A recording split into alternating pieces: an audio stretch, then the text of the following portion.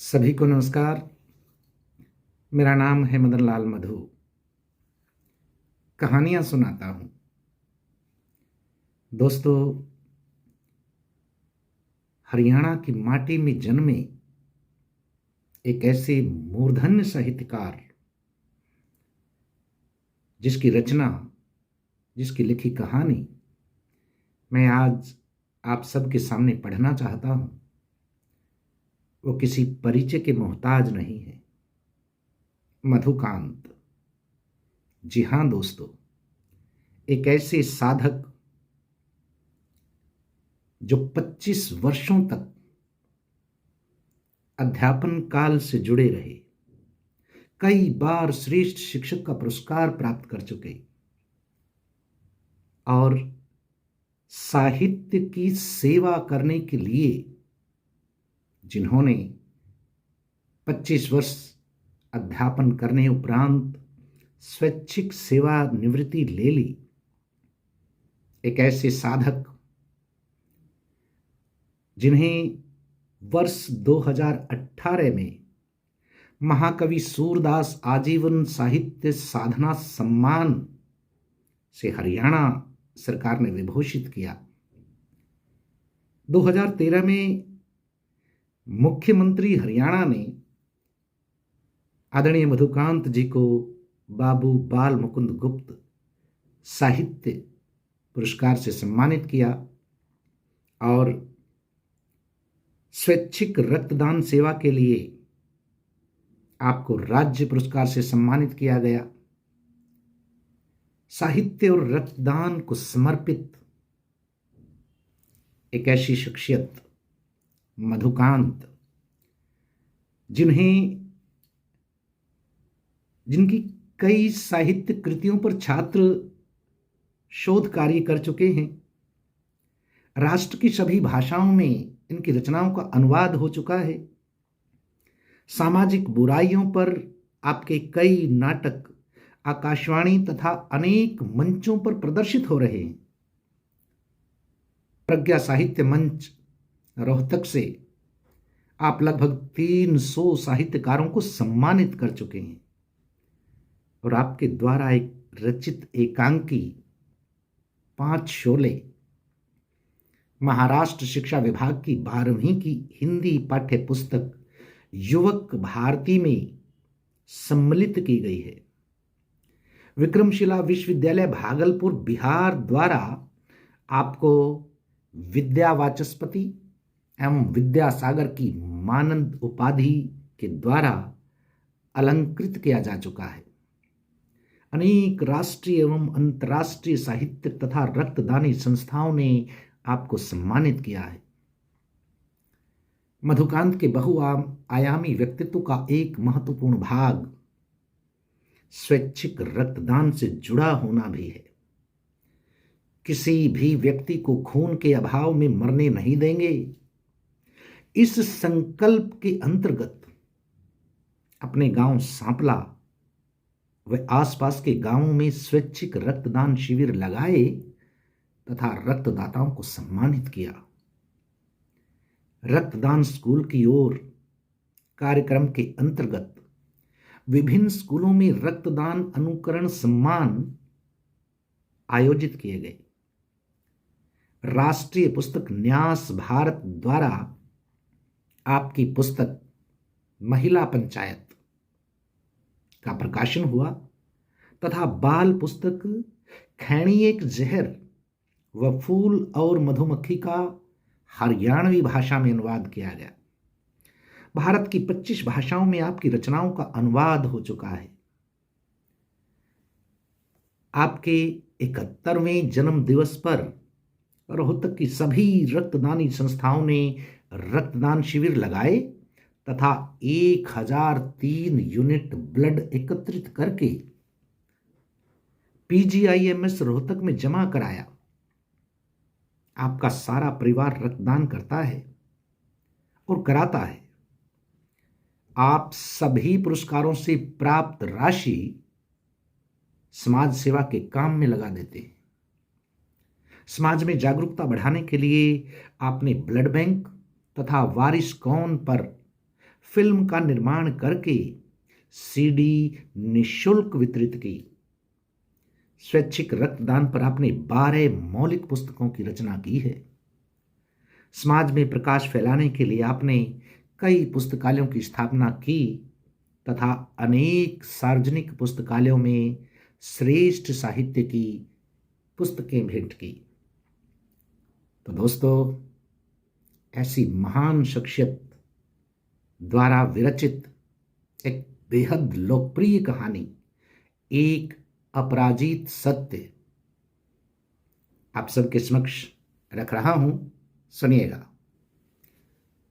विद्याधन जी सुबह सुबह अपने कमरे में बैठे अखबार पढ़ रहे हैं। खबरें पढ़कर हल्के हल्के बुदबुदाते हुए प्रतिक्रिया अभिव्यक्त कर रहे हैं। बिहार में किसान परिवार के 4 सदस्यों की एक साथ आत्महत्या। क्या हो गया है इस देश के लोगों को? छोटी छोटी बातों को लेकर मरना। लगता है आदमी जिंदगी से डरने लगा है, संघर्ष से घबराने लगा है। आत्महत्या भी कोई समस्या का समाधान है? कायरता है यह तो। जिंदगी से पलायन करने की बात है। इंसान यह कैसे भूल जाता है कि प्रत्येक रात के बाद सुबह अवश्य आती है। अचानक उनका पोता वरुण भागता हुआ कमरे में प्रवेश करता है और सोफे के पीछे छुप जाता है। दादाजी, मम्मी को मत बताना, मैं यहां छुपा हूं। क्यों भाई, क्यों ना बताऊं? मैं आज स्कूल नहीं गया ना, इसलिए मम्मी मुझे मारेंगी। एक तो स्कूल नहीं गए, ऊपर से झूठ बोलने का अपराध करते हो। नहीं वरुण, यह बिल्कुल ठीक नहीं है। तभी नर्मदा ने कमरे में प्रवेश किया। हमें सब मालूम है क्या ठीक होता है और क्या गलत। झूठ मत बोलो, बेईमानी मत करो, चोरी मत करो। अपने इन उपदेशों को अपने पास रखो। यह घर है बाबूजी, आपकी कोई पाठशाला नहीं। ये सिद्धांत सुनने सुनाने में अच्छे लगते हैं, परंतु जिंदगी में लागू करो तो कठिन पड़ते हैं। बात क्या है बहू, जो सुबह सुबह इतना क्रोध कर रही हो? बाबूजी, आपके ये सारे उपदेश, शिक्षाएं, नैतिकता की बातें अब बीते जमाने की बात हो गई है। सारी जिंदगी सच्चाई, ईमानदारी का पाठ पढ़ाते पढ़ाते आपने बेटों को तो अपने जैसा साधु बना ही दिया। अब आप पोते को भी दंडी स्वामी महाराज बनाना चाहते हो। बहू, तुम किस बात को लेकर क्रोध में हो?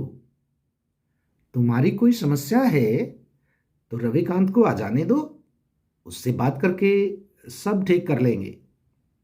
खूब बात कीजिए, हजार हजार उपदेश उनको दीजिए। आज तो वे घर पर ही विराजमान हैं। क्रोध से पैर पटकती हुई नर्मदा बराबर वाले कमरे में चली जाती है। उसके चिल्लाने की आवाज यहां भी सुनाई दे रही है। जाओ, मिल लो अपने पिताश्री से, उनके चरणों में बैठकर शिक्षा ग्रहण करो, नैतिकता का पाठ पढ़ो उनसे और अपने वर्तमान को अंधकार में डुबो दो। नर्मदा, तुम पागल हो गई हो। क्रोध ने तुम्हारी अकल पर पर्दा डाल दिया है। लालच ने तुम्हें अंधा बना दिया है, इसलिए अच्छाई में भी तुम्हें बुराई नजर आती है।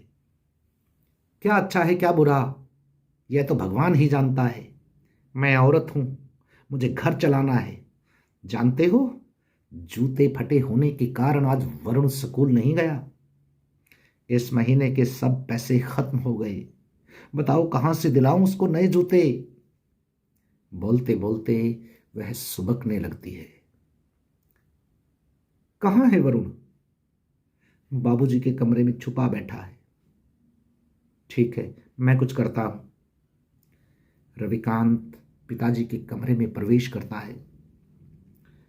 बाबूजी, नर्मदा की बातों का बुरा मत मानना, वह आज अपने गुस्से से परेशान है। लेकिन बात क्या है बेटे?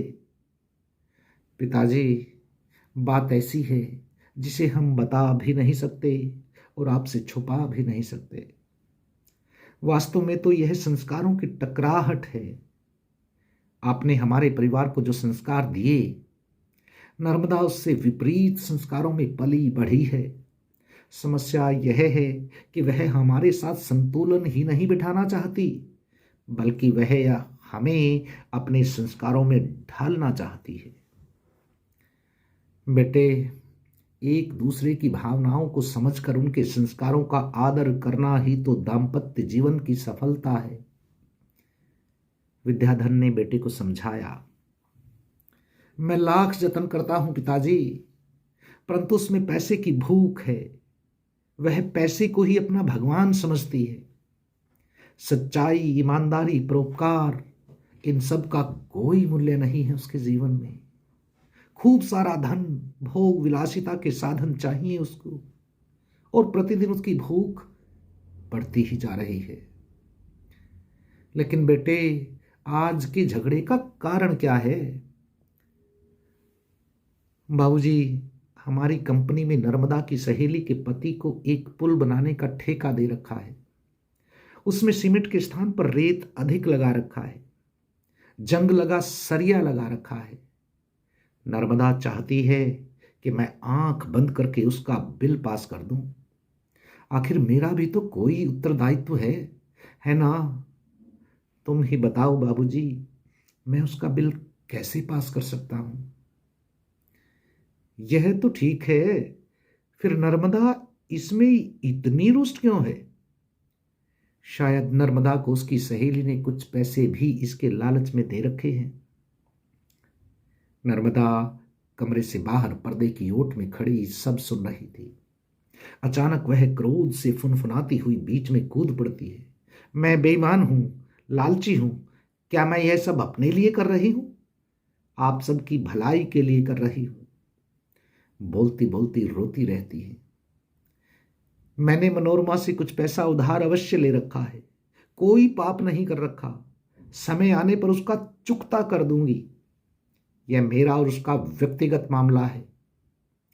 फिर अचानक तेजी के साथ हाथ नचाने लगती है। परंतु आपने उसके ठेके का बिल पास ना करके कौन सा झंडा गाड़ दिया? तुम्हारे बच्चे? रविकांत को भी क्रोध आ गया। नर्मदा, नर्मदा, तुम अपनी मर्यादा से बाहर निकल रही हो। Now you please get out, get out.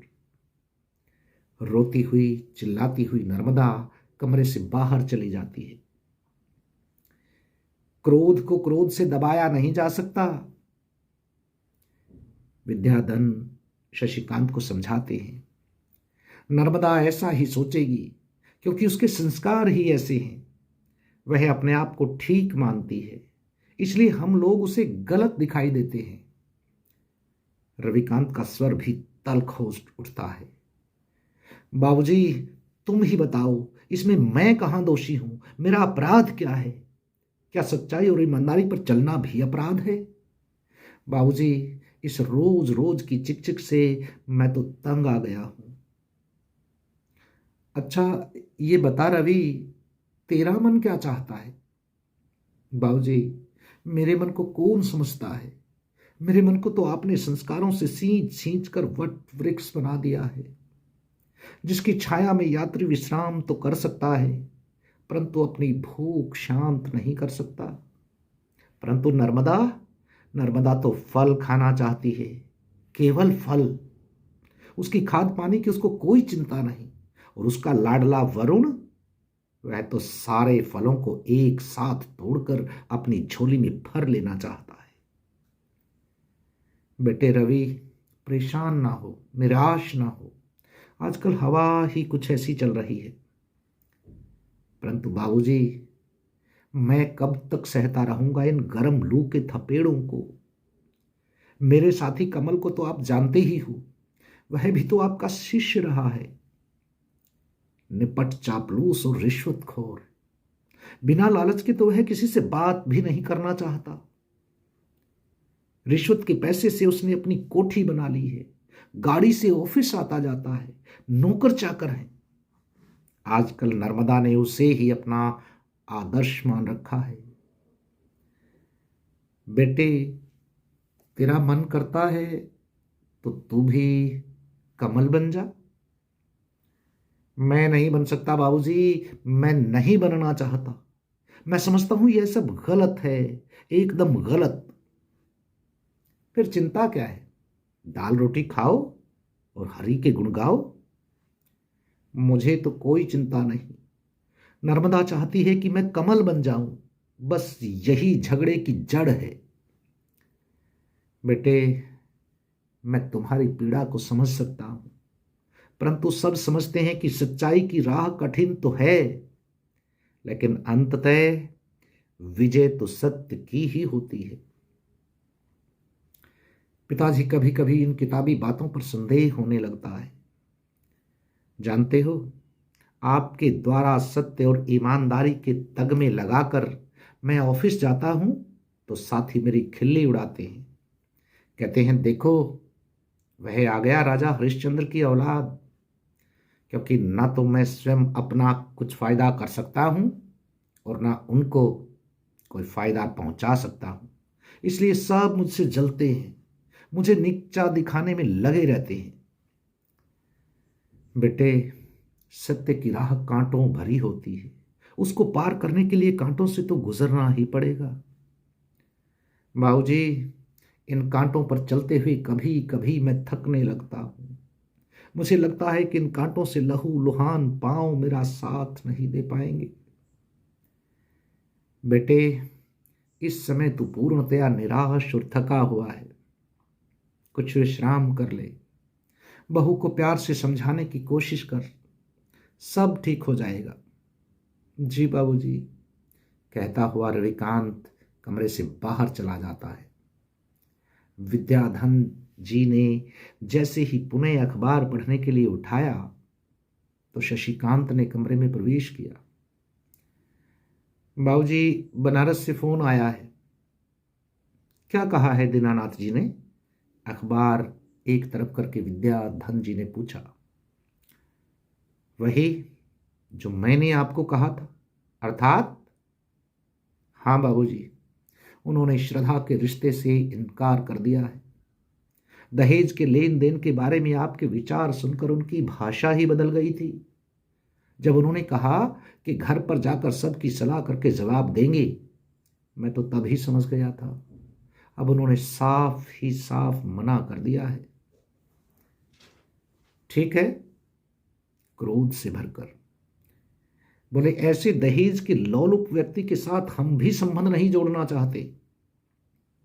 तो बैठाए रखो अपनी श्रद्धा को कुंवारी। क्या बकते हो शशि? दुनिया में अच्छे लोग समाप्त नहीं हो गए हैं। तुम चिंता ना करो, मैं स्वयं श्रद्धा के लिए योग्य वर की तलाश कर लूंगा। मिल तो अवश्य जाएगा कोई लूला लंगड़ा। शशि, तुम्हें शर्म नहीं आती अपनी बहन के बारे में ऐसी बात करते हुए? तो क्या करें बाबूजी, धन दौलत आज के समय का सच है। आपका सच आपके जमाने के साथ लद गया। आपने रविकांत की शादी में क्या मिला? आपने लालच त्याग कर बिना दहेज की शादी की, परंतु लोगों ने आपकी इस ईमानदारी पर भी प्रश्न चिन्ह लगाया। आपकी पीठ पीछे अनेक लोग कहते रहे, मास्टर विद्याधन के लड़के में कोई खोट होगा जो दान दहेज में कुछ भी नहीं मिला। लोग क्या सोचते हैं हमें इसकी परवाह नहीं, परंतु हम तो जानते हैं कि हमने बिना दहेज के अपने लड़के की शादी की है। लोगों को क्या है, हम किसी की जुबान तो नहीं पकड़ सकते। आवश्यकता भी क्या है? आप तो रिटायर हो गए, लेकिन जो नैतिकता आपने पीट पीट कर हमारी चमड़ी में भर दी है, वह हमारे गले की फांस बन गई है, जिसे हम न तो निगल पा रहे हैं और न उगल पा रहे हैं। जानते हो बाबूजी, बड़े भाई के साथ पढ़ने वाला आपका शिष्य कमल, जिसको ठीक से बात करना भी नहीं आता था, अपनी कार में बैठकर ऑफिस जाता है। उसके पास नौकर चाकर हैं और हेडमास्टर साहब का होशियार ईमानदार बेटा अपनी ही शक्ल की फटीचर साइकिल पर सवार होकर जाता है। बोलो बाबूजी, इस भलाई ईमानदारी का क्या अचार डालें? तुम सबके मन में खोट आ गया है। तुम सब जल्दी से जल्दी अमीर बनने के सपने देखने लगे हो। हमारे मन में खोट आ जाता तो अच्छा ही था। आप हमारे बाप हैं।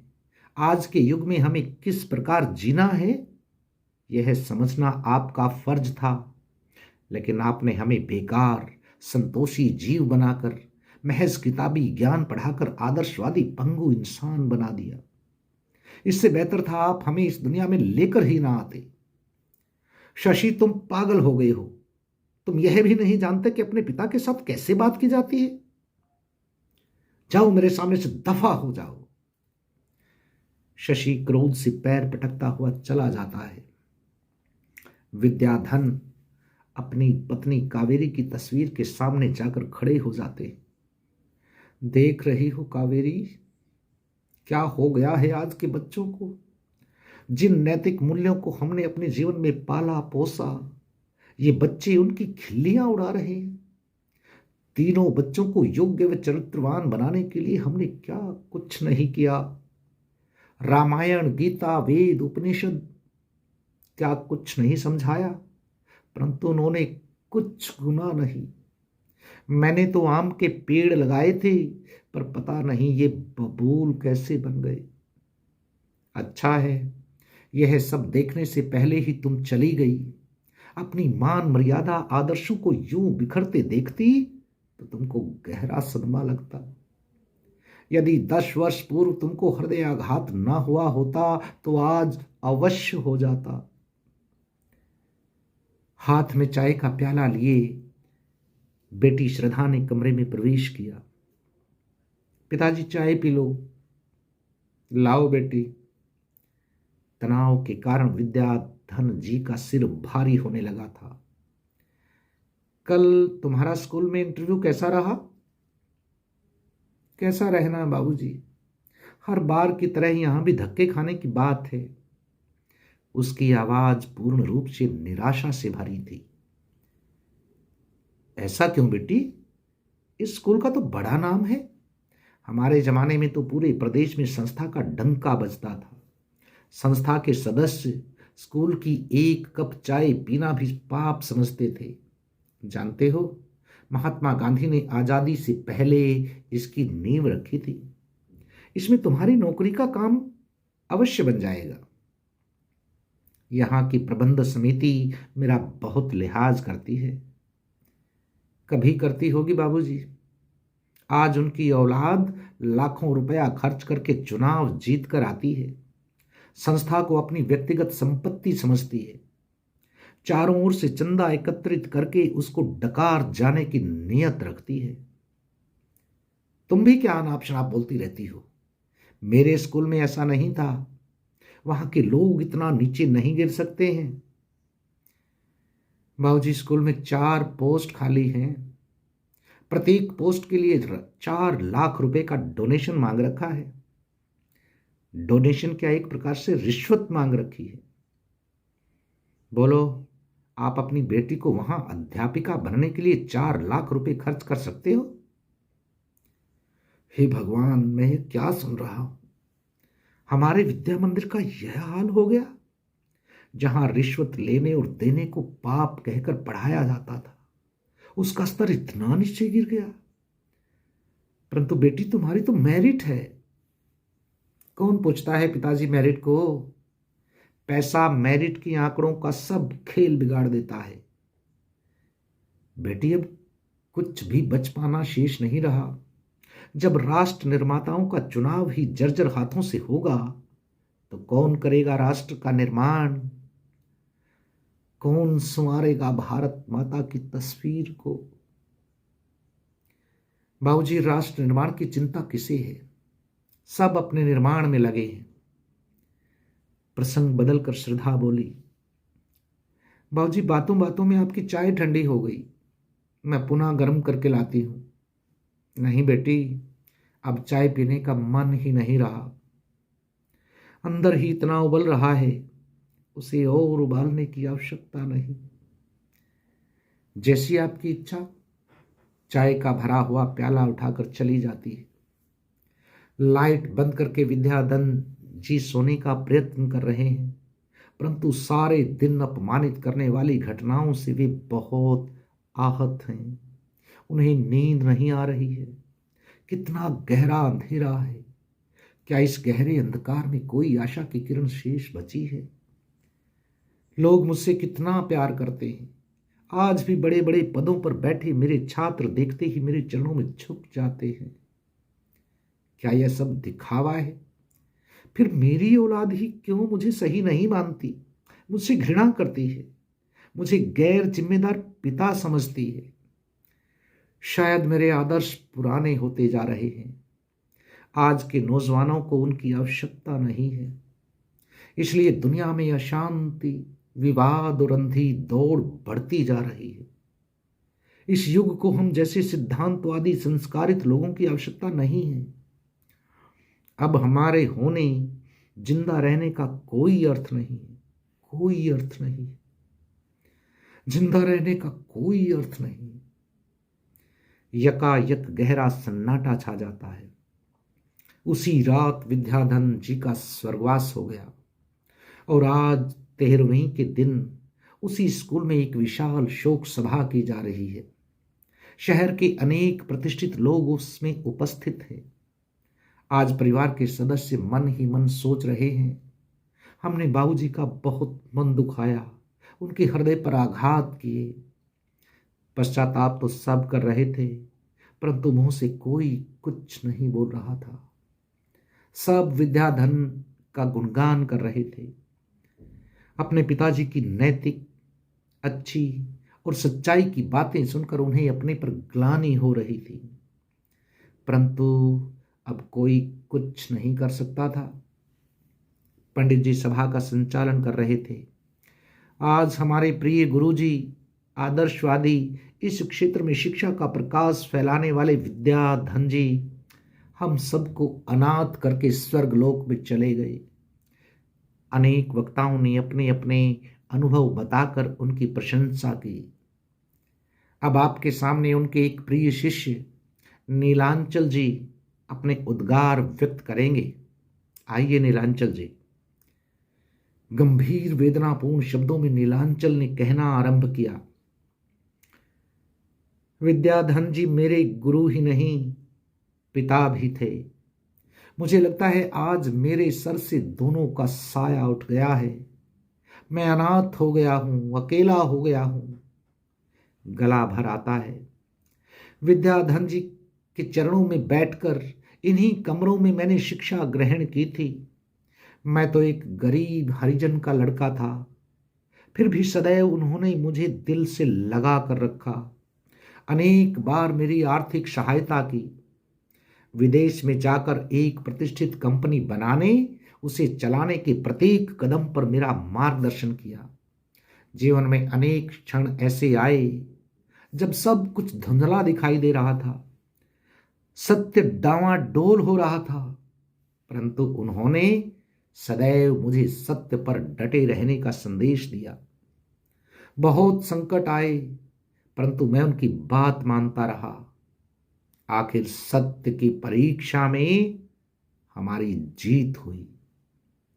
इसी सच्चाई के कारण आज हमारी कंपनी विश्व में विख्यात हुई है। यह सब हमारे पिता तुल्य गुरु विद्याधन के कारण हुआ। सत्य की राह दिखाने वाले ऐसे गुरुजी को हम खोना नहीं चाहते। मैं चाहता हूं यदि उनके परिवार के सदस्य सहमति प्रदान करें और इस कार्य में मेरा सहयोग करें तो मैं इस गांव में उनकी स्मृति में एक विद्याधन स्मृति विद्यालय स्थापित करना चाहता हूं, जिसके लिए 5 करोड़ रुपए और अपनी सारी जमीन भेंट करता हूं। शोक के मध्य भी तालियां गूंजने लगती हैं। अनेक बार मेरे गुरु विद्याधन जी कहते थे, बेटे नीलांचल, मैं एक ऐसे विद्यालय की परिकल्पना करता हूं जिसमें फीस तो लगे सरकारी स्कूल जितनी, परंतु बच्चों की देखभाल की जाए प्राइवेट स्कूल की भांति। मैं चाहता हूं उनके स्कूल में इसी सिद्धांत का पालन हो ताकि मुझ जैसे और भी कई अनाथ छात्र सच्चाई की राह पर चल सकें। अंत में मैं यही कहना चाहता हूं कि हमारे गांव के विद्याधन जी सदैव हमारे बीच में रहें और सत्य का मार्ग प्रशस्त करते रहें। नीलांचल अपनी जेब से चेक निकालकर विद्याधन की तस्वीर के सम्मुख रख देते हैं, जिसे पंडित जी उठाकर बड़े बेटे शशिकांत को सौंप देते हैं। शशिकांत के साथ साथ परिवार के सभी सदस्य बाबूजी की तस्वीर के सम्मुख हाथ जोड़कर खड़े हो जाते हैं। सब पश्चाताप में गमगीन हैं, मन ही मन सत्य की राह पर चलने की शपथ लेते हैं और बाबूजी की प्रतिमा के सम्मुख नतमस्तक हो जाते हैं।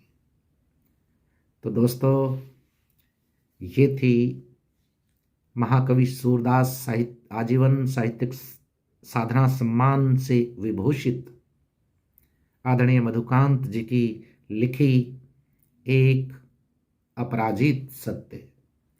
आप सभी दोस्तों का बहुत बहुत आभार। नमस्कार।